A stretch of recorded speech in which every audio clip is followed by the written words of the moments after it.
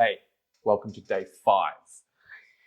This one's coming to you a little late because day 5 was a long day and a late night. Lots to get through. So I spoke yesterday, day 4, about feeling progress, getting through 2 sessions. Well, day 5 was certainly different. Day 5, the body was completely cooked. I remember waking up in the middle of the night, about 2:30 in the morning, and feeling pretty sharp lower back pain after having done the 2 sessions prior, which I was pretty happy with. And then I think the reality is you just get reminded straight away, and you got to stay humble. And recovery is a serious thing. You got to take it seriously. So I woke up, felt the pain, and I remember thinking, shit, I hope this is okay for training in the morning. Ended up doing the yoga at 6 a.m., then got to the Muay Thai class at 7. Still felt pretty sore after the yoga, which was a pretty bad sign for the day. And then once I got through the warm up, I remember they were telling us to do burpees, and I went to bend down and do a burpee, and my back was literally just aching, screaming. My body was aching at me to just stop. So finished the warm up, didn't put my wraps and gloves on, ended up just taking the morning off.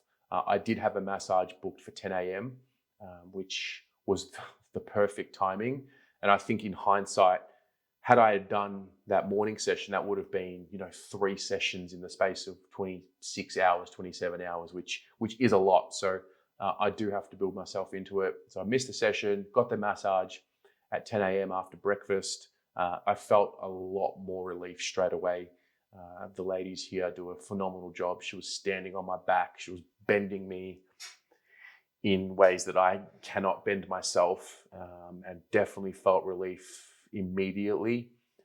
Not quite fully to train again, but definitely felt better. And I was able to stand up straight and walk without feeling like I was limping. So what I decided to do yesterday was go on the excursions. I realized I wasn't going to be training in the evening, so I went on the excursions. So we started at midday. They do a town drop-off at midday every Wednesday.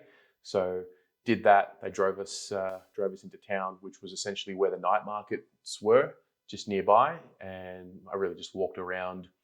Not so much to see, but I do remember walking through, and I remember just sort of looking around. And I think whenever you come to countries in Southeast Asia, or there's many countries like this, where you walk around and you sort of see everyone doing their thing, and you realize what other people's realities are. And you see this is the reality for these people. Most, if not all of them, have probably never left this area, this region, this part of the world. And so just started feeling that and thinking about that as I was looking around, and I guess just being grateful for what I have and what we have in Melbourne and in Australia. So that sort of got me going there. Tell you what, there's I mentioned the Toasties yesterday. It's a thing here in Thailand. They've got packet Toasties that you purchase at 7-Eleven, and they toast it for you on the spot. So I did get a cheese toastie. Thought I'd treat myself. I think it's more because it's available, so I took advantage of that. And so got a toastie, got a nice fresh coconut. That was nice. Then came back to camp, and then at about 3:30, when I would usually be going to Abatak/Muay Thai, they have an excursion in that slot as well. So I went for a bit of a jungle hike trail, and went and checked out the waterfall. So I'll show you some of the footage here. It was pretty cool. It was a pretty light, it wasn't too heavy of a hike. We went hiking as what you would imagine when someone says they went for a hike, but we still went through the areas there. Some nice cool spots. Had a quick swim in this lake here. Then went to this other spot. Found this was the actual waterfall, so you can see the pretty steep dive that would be if one was to do it. I don't think one would survive jumping off that.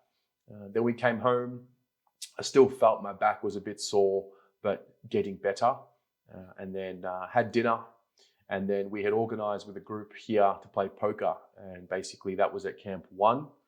So after dinner, dinner was great. Dinner was different. It was a barbecue, so they had prawns and chicken, and they had some steak as well, which I didn't get any footage of, but it was the first time I've had red meat since being here. So that was good, very filling. It was a really substantial meal. And then hung around at Camp 1 and played poker. There was 7 of us playing, 1,000 baht buy-in. I tell you what, I got my ass handed to me, that's the truth. I ended up coming fourth. It was a tournament, but I mean, I didn't have any hands to play. The positioning didn't work in my favor. It was just one of those games where you just don't get the hands. It felt like I didn't have the chance to make a play, even a bluff. Like the hands that I had, if I was to make a play, there was someone that was already raising before me. So it just didn't go my way at all. I barely played a hand in the end, and that's probably something I've got to get better at if I'm going to play again. But no, these guys that organised it, they're real. I think the most impressive part and enjoyable part of playing the game was watching them play and the way they played and the mind games, and I was very, very, very impressed with it. So finished up there. It was a late finish, about 10:30, 10:45, and then a very interesting thing happened on the way home. So I was walking back to Camp 2.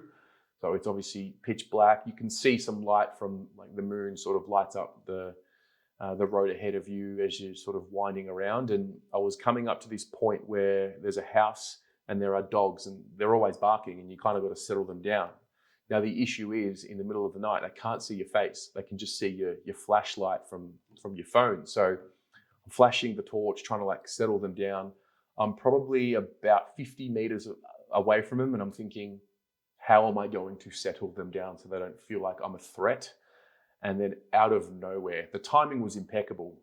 This random local girl who happened to be riding a scooter or motorbike just happened to slowly come up next to me. She couldn't speak English. She, gestured for me to get on the back.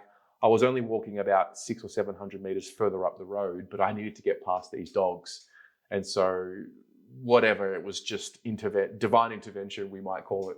The timing of it was ridiculous because when I left the camp initially, I forgot my towel. So I just sort of started walking out of the camp, walked back to get my towel, then started walking. So like the timing was just ridiculous. And so she took me home, and then a late night, but that was day 5, and that's it. See you tomorrow.